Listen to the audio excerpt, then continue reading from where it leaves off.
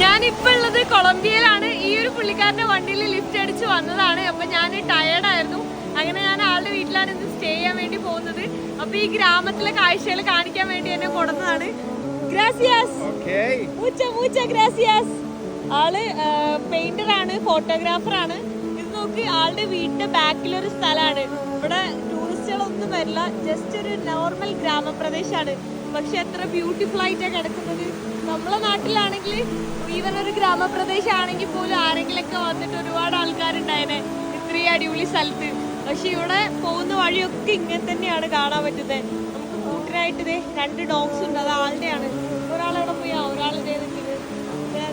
ഈ ഒരു ബ്രിഡ്ജിലൂടെ ഇങ്ങനെ നടന്നുകൊണ്ടിരിക്കുകയാണ്. അവിടുന്ന് ആ ഹാങ്ങിങ് ബ്രിഡ്ജ് കഴിഞ്ഞിട്ട് എത്തിയിട്ടുള്ളത് ബ്യൂട്ടിഫുൾ ആയിട്ടുള്ളൊരു വാട്ടർഫോളാ. ആളില്ലെങ്കിൽ എനിക്ക് ഇതുപോലൊരു വാട്ടർഫോളിൽ വരാൻ പറ്റില്ല. കാരണം ഇത് ലോക്കൽ ആൾക്കാരില്ലാണ്ട് ഇങ്ങനെ വരാനേ പറ്റില്ല. നോക്കി എന്ത് ബ്യൂട്ടിഫുൾ ആയിട്ടുള്ള വാട്ടർഫോളാ. പക്ഷെ അവിടെ ആഴമുണ്ട്. നീന്താൻ അറിയുന്നവർക്ക് വേണമെങ്കിൽ ഉള്ളിലേക്ക് പോവാം. അതെനിക്ക് നീന്താൻ അങ്ങനെ പ്രോപ്പറായിട്ട് അറിയാത്തതുകൊണ്ട് ഞാൻ പോകുന്നില്ല. ഇത്രയും അടിപൊളിയായിട്ടുള്ള വാട്ടർഫോളിലേക്ക് ആളെന്നെ കൊടുത്തതിന് താങ്ക് യു.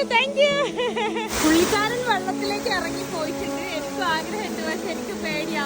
നല്ല ആഴുണ്ട്. അവിടെ ആഴില്ല തോന്നുന്നു, പക്ഷെ ഈ ഏരിയയിലൊക്കെ നല്ല ആഴാ.